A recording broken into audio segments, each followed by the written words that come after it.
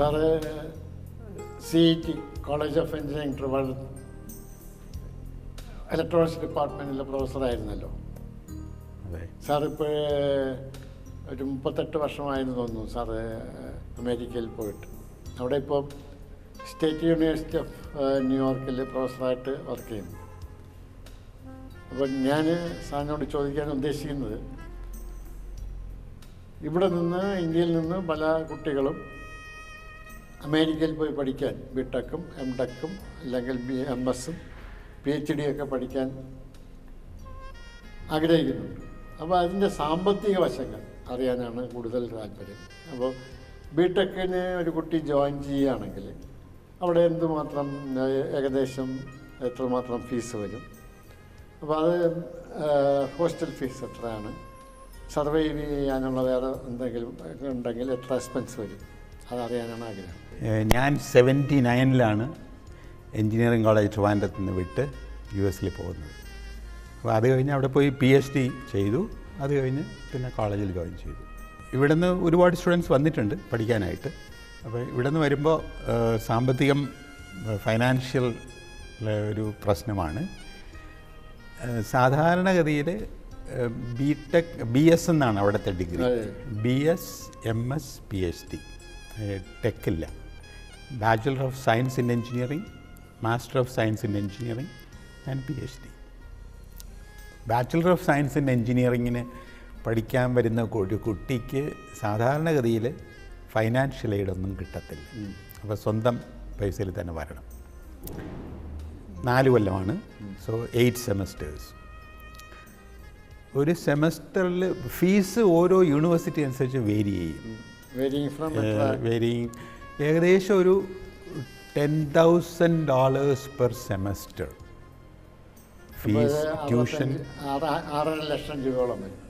$10,000 per semester. അത് ഏകദേശം അതാണ് ലോവർ, ഇപ്പോഴത്തെ ലോവറിൽ. പിന്നെ അത് സാധാരണ വരുന്നത് സ്റ്റേറ്റ് യൂണിവേഴ്സിറ്റികളിൽ ഫീസ് എപ്പോഴും കുറവായിരിക്കും. പ്രൈവറ്റ് യൂണിവേഴ്സിറ്റികളിൽ മിക്കവാറും കുറച്ചുകൂടെ കൂടുതലാവും. അപ്പോൾ ഇത് മേ ബി ഫ്രം 10,000 to 20,000 വരെ ചിലവ് വേരി ചെയ്യും. 4 കൊല്ലം മിക്കവാറും സ്വന്തമായിട്ട് തന്നെ കൊടുക്കേണ്ടി വരും. പിന്നെ അതുകൂടാതെ ഇത് ട്യൂഷൻ ആൻഡ് ഫീസാണ്. അതുകൂടാതെ നമ്മുടെ living expenses, lodging and food. Lodging and food again that varies. നമ്മൾ എവിടെ താമസിക്കുന്നു എന്നനുസരിച്ച് വേരി ചെയ്യും. യൂണിവേഴ്സിറ്റി ഹോസ്റ്റൽസ് ഉണ്ട്. അവിടെ താമസിച്ച് കഴിഞ്ഞാൽ യൂഷ്വലി അതിൻ്റെ എക്സ്പെൻസ് കൂടുതലാണ്. അപ്പോൾ ഫോർ എക്സാമ്പിൾ ഞങ്ങളുടെ യൂണിവേഴ്സിറ്റിയിൽ നോക്കുകയാണെങ്കിൽ ഏകദേശം ഒരു $900 പെർ മന്ത് എക്സ്പെൻസ് വരും. ഏകദേശം ആ ഒരു കുട്ടി ഇപ്പോൾ വെളിയിൽ താമസിക്കുകയാണെങ്കിൽ ഒരു 3-4 പേര് കൂടി ചേർന്നിട്ട് ഒരു അപ്പാർട്ട്മെൻറ്റ് റെൻറ്റ് ചെയ്തിട്ട് 4 പേര് അവർ തന്നെ കുക്ക് ചെയ്ത് ഫുഡ് കഴിക്കുകയാണെങ്കിൽ ഒരു $400-450 ഒതുക്കാൻ പറ്റും. ഏകദേശം പകുതി മതി. അല്ലെങ്കിൽ ഒരു $900 ഹോസ്റ്റലിൽ കൂടുതലാണ്. $12,000 പിന്നെ ഫീസ് എല്ലാം കൂടെ ഒരു ആവറേജ് ഒരു 2 സെമസ്റ്റേഴ്സ് ആകുമ്പോൾ $20,000 ഫീസ്. അപ്പോൾ $30,000 ഒരു കൊല്ലത്തേക്ക് വരും. 4 വർഷം കൂടെ ആകുമ്പോൾ ഏകദേശം $120,000. പിന്നെ അതുകൂടാതെ അവിടെ സ്റ്റുഡൻസിന് വർക്ക് ചെയ്യാം. എല്ലാവർക്കും വർക്ക് ചെയ്യാം. സെമസ്റ്റർ ടൈമിൽ ആഴ്ചയിൽ 20 hours വർക്ക് ചെയ്യാം മാക്സിമം. 20 hours കൂടുതൽ വർക്ക് ചെയ്തില്ല, 20 hours വർക്ക് ചെയ്യാം. യൂണിവേഴ്സിറ്റിക്കകത്ത് ഏത് ജോലി വേണമെങ്കിലും ചെയ്യാം. അപ്പോൾ ചിലപ്പോൾ കഫറ്റേറിയയിലായിരിക്കും വർക്ക് ചെയ്യുന്നത്, ചിലപ്പോൾ ലാബിൽ വർക്ക് ചെയ്യും, ചിലപ്പോൾ ലൈബ്രറിയിൽ വർക്ക് ചെയ്യും, ട്യൂട്ടറായിട്ട് വർക്ക് ചെയ്യും. മറ്റ് സ്റ്റുഡൻസിനെ പഠിപ്പിക്കാം. ഒരു തേർഡ് ഇയർ ഒക്കെ ആകുമ്പോഴത്തേക്ക് വേണമെങ്കിൽ ഫസ്റ്റ് ഇയർ സ്റ്റുഡൻസിന് മാത്സ്, ഫിസിക്സ് അതൊക്കെ കോച്ചിങ് കൊടുക്കാം. അപ്പോൾ ട്യൂട്ടറായിട്ട് വർക്ക് ചെയ്യാം. അങ്ങനെ പല ജോലികൾ കിട്ടും. അത് 20 hours ലിമിറ്റ് ഉണ്ട്. ഇപ്പോൾ വന്ന ഉടനെ ചിലപ്പോൾ ഇത് 20 ഒന്നും കിട്ടത്തില്ല. പക്ഷേ മേ ബി ഒരു സെക്കൻഡ് ഇയർ, തേർഡ് ഇയറിലെത്തുമ്പോൾ മോസ്റ്റ് പ്രോബ്ലി ഒരു 20 hours പെർ വർക്ക് ചെയ്യാൻ പറ്റും. അത് ചെയ്ത് കഴിഞ്ഞാൽ നമ്മുടെ ലിവിങ് എക്സ്പെൻസ് കവർ ചെയ്യും. Living expense, lodging and food. ഒരു അവറിന് ഏകദേശം $8 per hour. ലിവിങ് എക്സ്പെൻസ് അതിൽ കവർ ചെയ്യും. സാധാരണ വെളിയിൽ താമസിക്കുന്ന ഒരു കുട്ടിയാവണമെങ്കിൽ അത് കഴിഞ്ഞ് MS പോവുകയാണെങ്കിൽ എം എസിനും ഡിഫിക്കൽട്ടാണ് സ്കോളർഷിപ്പ് കിട്ടാനായിട്ട്. അപ്പോൾ MS ഇതുപോലെ ഈ ജോലി ചെയ്ത് പഠിക്കുകയാണ് സാധാരണ ചെയ്യുന്നത്. എക്സ്ട്രാ വർക്ക് MS ഏകദേശം സെയിം ആണ് ഫീസ് ഏകദേശം. ഇൻ്റർനാഷണൽ സ്റ്റുഡൻസിന് ഫീസ് ഹയറാണ്. ലോക്കൽ സ്റ്റുഡൻസിനെ കമ്പയർ ചെയ്യുമ്പോൾ മോർ ദാൻ ഡബിൾ. ലോക്കൽ സ്റ്റുഡൻസിന് ചിലപ്പോൾ ഒരു $4,000 കൊടുത്താൽ മതി. പക്ഷേ ഇൻ്റർനാഷണൽ സ്റ്റുഡൻസിന് 9,000 പോകും. അത് MS ആയാലും BS ആയാലും ഓൾമോസ്റ്റ് സെയിം. പിന്നെ MS വരുമ്പോൾ ചിലപ്പോൾ കുറച്ചുകൂടി ഫൈനാൻഷ്യൽ എയ്ഡ് കിട്ടിയെന്നിരിക്കും. അത് ഡിപ്പെൻസ് ഓൺ ദി സ്റ്റുഡൻറ്റ്. അവർ നല്ല സ്റ്റുഡൻസാണ്, നല്ല GRE വേണം. MS അഡ്മിഷന് വേണ്ടി GRE സ്കോർ വേണം. ടോയ്ഫൽ ഇപ്പോൾ അവിടെ നിന്ന് പാസ്സാകുന്ന ഒരു സ്റ്റുഡൻ്റ് ആണെങ്കിൽ ഓൾറെഡി ടോയ്ഫൽ ഉണ്ട്. അല്ലെങ്കിൽ BFസിന് പോകുമ്പോൾ ടോയ്ഫൽ വേണം, വേറൊന്നുമല്ല. BS അഡ്മിഷന് ടോയ്ഫൽ മാത്രം മതി. ഇംഗ്ലീഷ് ലാംഗ്വേജ് ടെസ്റ്റ് അല്ലേ? അതെ, വെറും ഇംഗ്ലീഷ് ലാംഗ്വേജ് ടെസ്റ്റാണ്. പിന്നെ അവിടെയുള്ള സ്റ്റുഡൻസിനാണെങ്കിൽ SAT സ്കോർ എന്ന് പറയും, സ്കോളാസ്റ്റിക് ആപ്റ്റിറ്റ്യൂഡ് ടെസ്റ്റ്. അത് വേണ്ട. ഇവിടെ നിന്ന് വരുന്ന ഇൻ്റർനാഷണൽ സ്റ്റുഡൻസിന് വെറും ടോയ്ഫൽ മാത്രം മതി അണ്ടർ ഗ്രാജുവേറ്റ് പ്രോഗ്രാമിന് വരുമ്പോൾ. MS വരികയാണെങ്കിൽ ടോയ്ഫലും GREയും വേണം. GRE is very important. അതിൻ്റെ സ്കോർ. അപ്പോൾ PhD ഒക്കെ ആണെങ്കിൽ PhDക്ക് പിന്നെ വേറെ അഡീഷണൽ ആയിട്ടൊന്നുമില്ല. അവിടെ നിന്ന് MS കഴിഞ്ഞ് വരുന്നതാണെങ്കിൽ പിന്നെ ഒന്നും തന്നെ ഇല്ല. നല്ല സ്റ്റുഡൻസ് ആയിരിക്കണം. ഇപ്പോൾ ഇവിടെ നിന്നാണെങ്കിൽ സെയിം ടോയ്ഫലും GRE. PhD ആണെങ്കിൽ ഇവിടെ നിന്ന് സ്ട്രെയിറ്റ് ആയിട്ട് വരുന്ന ഒരു മാസ്റ്റേഴ്സ് കഴിഞ്ഞ ഒരു സ്റ്റുഡൻറ്റ് അവിടെ സ്ട്രെയിറ്റ് ആയിട്ട് വരികയാണെങ്കിൽ GRE ആൻഡ് ടോയ്ഫൽ. ടോയ്ഫലോ IELTS എന്ന് പറഞ്ഞ് UK നടത്തുന്ന ഒരു എക്സാമുണ്ട്. ടോയ്ഫലിന് പകരം അല്ലല്ല, എൻജിനീയറിങ്ങിനും അത് തന്നെ സെയിം IELTS. അത് UK നടത്തുന്നു, ടോയ്ഫൽ US നടത്തുന്നു. അപ്പോൾ ഇതിലേതെങ്കിലും ഒന്ന് മിക്കവാറും എല്ലാ സ്കൂളും അക്സെപ്റ്റ് ചെയ്യും. അപ്പോൾ ഈ PhDക്ക് ഫീസ് സിമിലറാണ്, സെയിം. പക്ഷേ PhDക്ക് പോകുമ്പോൾ മിക്കവാറും എല്ലാവർക്കും സ്കോളർഷിപ്പ് കിട്ടും. അപ്പോൾ പിന്നെ കയ്യിൽ നിന്നൊന്നും വരില്ല, ഫുൾ സ്കോളർഷിപ്പിലായിരിക്കും PhD. MS കഴിഞ്ഞാൽ definitely they will get scholarship. ഇപ്പോൾ നമ്മളെ BTech കഴിഞ്ഞിട്ടുള്ള കുട്ടികൾക്കുള്ള ഈ കരിയർ ഓപ്പർച്യൂണിറ്റീസ് ഇവിടെ നിന്ന് ആദ്യം വരുമ്പോൾ സ്റ്റുഡൻറ്റ് വിസ, F1 വിസ എന്ന് പറയും. അത് യൂഷ്വലി ഇപ്പോൾ BSന് വരികയാണെങ്കിൽ 4 കൊല്ലം കൊടുക്കും. MS വരികയാണെങ്കിൽ 2 കൊല്ലം കൊടുക്കും വിസ. PhD ആണെങ്കിൽ യൂഷ്വലി 3 years.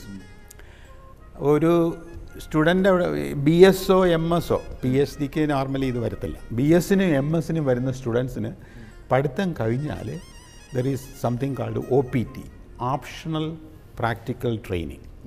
അങ്ങനെ ഈ സ്റ്റുഡൻറ്റ് വിസ തന്നെയാണ്, പക്ഷേ they will give an optional practical training visa ആയിട്ട് മാറ്റി കൊടുക്കും. That goes for 30 months. 2.5 കൊല്ലം പഠിത്തം കഴിഞ്ഞതിന് ശേഷം അവിടെ OPTയിൽ നിൽക്കുക. ആ സമയത്ത് ആദ്യത്തെ ഫസ്റ്റ് 3 monthsനകത്ത് ഈ സ്റ്റുഡൻറ്റ് എവിടെയെങ്കിലും ഒരു ജോലി കണ്ടുപിടിച്ചിരിക്കണം. ആ ജോലി കണ്ടുപിടിച്ച് കഴിഞ്ഞാൽ ഈ can continue for another 30 months. അപ്പോൾ ഈ 30 monthsനകത്ത് അവർ H വിസ പ്രോസസ്സ് ചെയ്യും. നോർമലി എവിടെയാണെങ്കിലും H വിസ പ്രോസസ്സ് ചെയ്യും. പിന്നെ H വിസ കഴിഞ്ഞ് they go for green card. പിന്നെ ഒരു സംശയം, നമുക്കിപ്പോൾ ഒരു സ്റ്റുഡൻറ്റ് ഈ പാസ്സാവുന്നില്ല, പകുതിയിലേക്ക് 2 വർഷം കഴിഞ്ഞോ 3 വർഷം കഴിഞ്ഞോ അല്ലെങ്കിൽ 4 വർഷം കഴിഞ്ഞോ ഈ ബാക്ക് പേപ്പേഴ്സ് പോലെ വന്നിട്ട് നിർത്തേണ്ട അവസ്ഥ വന്നു കഴിഞ്ഞാൽ എന്ത് ചെയ്യും? നോർമൽ കേസിൽ അങ്ങനെ വരാറില്ല. കാരണം ഒരു കോഴ്സ് തോറ്റു കഴിഞ്ഞാൽ he has to repeat the course. വെറുതെ പരീക്ഷ എടുക്കാൻ ഒക്കത്തില്ല. So he is repeating the course. പിന്നെ ഉള്ളത് ഒരുപാട് കോഴ്സസ് ഓപ്ഷണലാണ്. കോർ കോഴ്സസ് ഇപ്പോൾ BSനാണെങ്കിൽ കോർ കോഴ്സ് ഉണ്ട് ഒരുപാട്. MS വരുമ്പോൾ കോർ കോഴ്സ് ഇല്ല, എല്ലാം ഓപ്ഷണലാണ്. അപ്പോൾ ഏതെങ്കിലും ഒരു കോഴ്സ് തോറ്റു കഴിഞ്ഞാൽ ഈ ക്യാൻ ടേക്ക് അനദർ കോഴ്സ്. അപ്പോൾ അങ്ങനെ. പക്ഷേ ഗ്രേഡ് B ആവറേജ് കീപ്പ് ചെയ്യണമെന്നുണ്ട് MS-ന്. B ആവറേജ് കീപ്പ് ചെയ്താലേ പാസ്സാകാൻ പറ്റുള്ളൂ. അപ്പോൾ B ആവറേജ് കുറവാണെങ്കിൽ അടുത്ത സെമസ്റ്ററിലെങ്കിലും അത് മേക്കപ്പ് ചെയ്യണം. അപ്പോൾ അങ്ങനെ ഒരു കണ്ടീഷനുണ്ട്. B ആവറേജ് അല്ലെങ്കിൽ ഗ്രാജുവേറ്റ് ചെയ്യാൻ ഒക്കില്ല. സാറേ, നമ്മൾ ഈ അമേരിക്കയിൽ പോയിട്ട് ഈ ഭീമമായ തുക മുടക്കി ആണല്ലോ പഠിക്കുന്നത്. അപ്പോൾ ആ പഠിക്കുന്നത് കൊണ്ട് നമുക്ക് എന്തൊക്കെയാണ് ബെനിഫിറ്റ്സ് ഉള്ളത്, കൂടുതൽ ഗുണങ്ങൾ എന്തൊക്കെയാണുള്ളത്? ഇപ്പോൾ ഞാനിവിടെ വരുമ്പോൾ ഒരുപാട് പത്രവാർത്തകൾ കുറച്ച് നാളായിട്ട് കാണുന്നുണ്ട്, കേൾക്കുന്നുണ്ട്. അവിടെ നിന്ന് ഞാൻ കാണാറുണ്ട്, ഏഷ്യാനെറ്റ് വഴിയൊക്കെ കാണാറുണ്ട്. അപ്പോൾ ഇവിടുത്തെ എൻജിനീയറിംഗ് എഡ്യൂക്കേഷൻ അങ്ങ് ലോവസ്റ്റ് ലെവൽ പോകുന്നു എന്നാണ്. എംപ്ലോയബിലിറ്റി ഇല്ല.